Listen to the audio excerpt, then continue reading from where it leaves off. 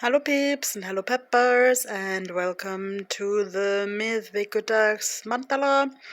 Yes, it's Wednesday again, time flies, and Bassi is also here because he's a little bit significant to the story today. And no, I'm not sponsored by this brand of pencils or any other brand of pencils, but yeah.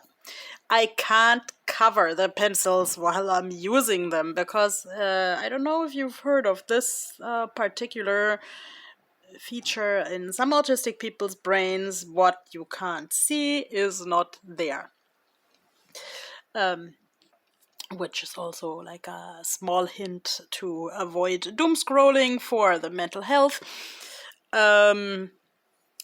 So my I think that a mandala is like basically anything that's round and that's helping me to ground, and that rhymes. So yes, I have a shorter day plan today, like to be relatively sure to actually manage all the things, because if I don't manage all the things, it's like I didn't manage anything because I overpowered myself, and that's kind of sort of a vicious circle. Okay, now the tarot cards are actually already getting scared and falling down because I'm already spreading the energy of not managing all the things. Yes, I'm taking this with humor. I'm trying to produce a humor about like loading myself with too many ideas and projects, because like both, I don't have the overview over what takes how long, because let's say even 15 years ago I told someone I was time blind. People didn't know what that meant, but today this is a common term in the neurodiverse community. Like people who can't really recognize the passing of time, people who can't really gather experience on a long term what takes how long. I mean, like for me, the time blindness was actually solved with a really huge plastic clock that tolerated like being marked with washi tape or with post-its. So I got a better feeling of time by experience, but I still hear of a lot of neurodivergent people who have like massive issues showing up somewhere on time, organizing time. I mean, this doesn't go for everyone, but this is a conversation that we should keep up in on the table here. Methods to plan time, but also like methods to meet people in the middle if they absolutely can't keep appointments. Yeah, actually, like creating routines for me is very important to stick to something that looks like work. So as you may know, I have no idea of the structure of a traditional tarot as of yet. But I like shuffling those cards and I like asking those cards something that I can do about theme XYZ. Here it comes in again, like Bassi is like both a plushie and a piggy bank. And I mean, when I bought Bassi, I thought like, okay, am I going to keep him or am I going to give him to someone? And like now I keep him. I mean, he probably would have a lot of happy takers because he's cute, but he is also my way of reminding myself that I have to not only learn to manage time, but also learn to manage money in a healthy way. And it was such a striking experience actually today that someone on the social media posted about a book that I grew up with.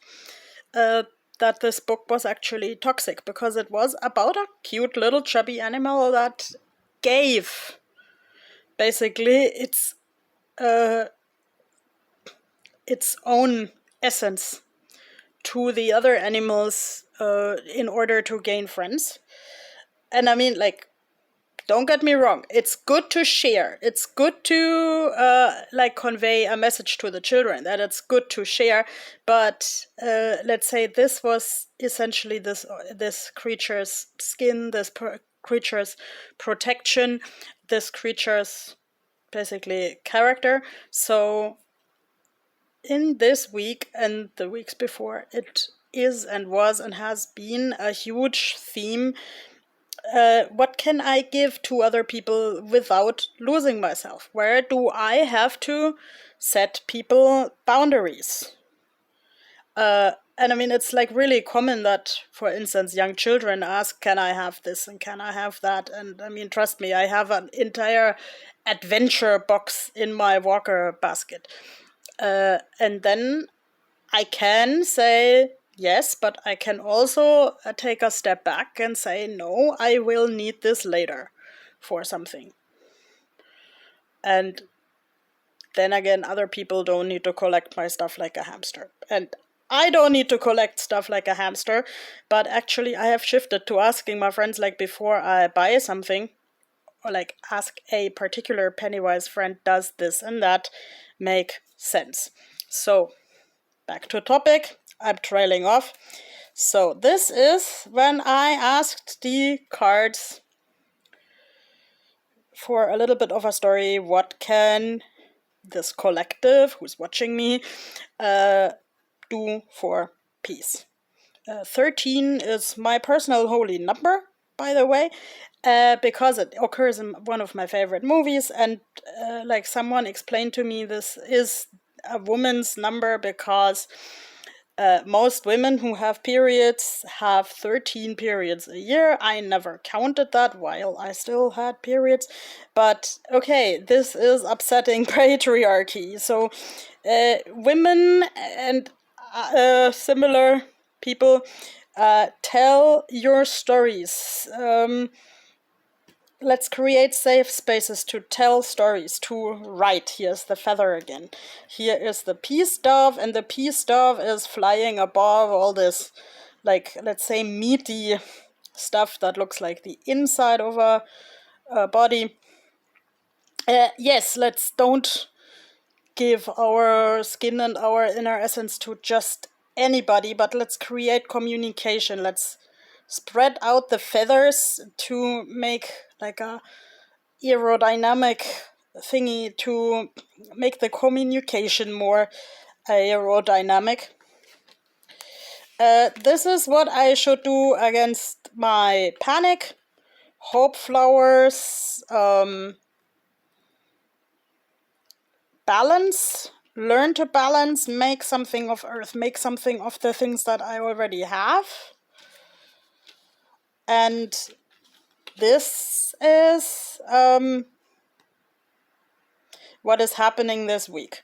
Like, it was very funny, actually, that the number 14 played a certain role in a tarot reading that I watched and heard on YouTube.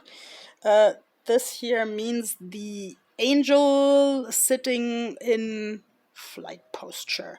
My French is a little bit rusty, so I don't have so many ideas about the implications, but okay, here we are, like, roots, core, spreading the wings and fly, watching the moon, like something that would give you direction, something that's twirling in your and my hands. Like, I always said I wanted to start an art studio called the Golden Snail Shell. So maybe it's time to do that. Like, really make waves. This and here, spread the wings. I think this is a week of spreading the wings. And like when I heard about this, the book of the fish that was giving away all his scales until he didn't have any more. Ooh, that calls for infection and everything.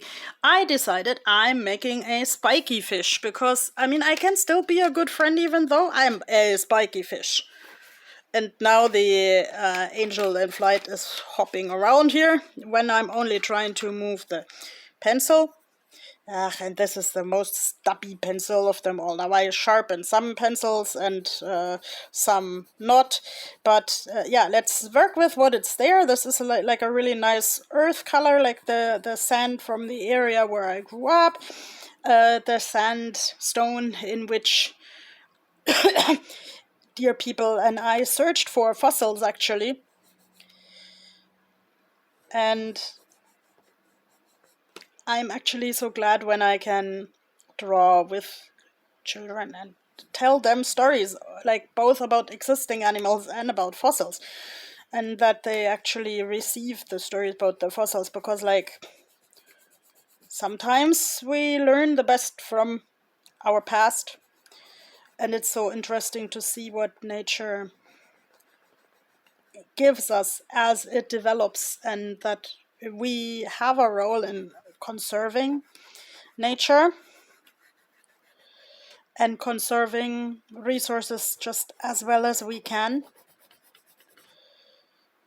And this fish, yeah,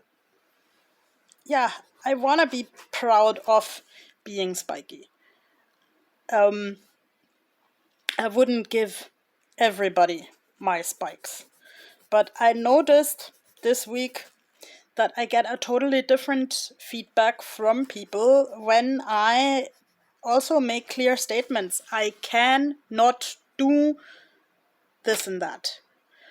Like, I cannot throw out my entire artist chaos because someone says so. And Bassi stays here, and the fish stays here, and I will always be your spiky, loyal friend. And the spikes can be poisonous, and I can use my own spikes to defend myself and other people.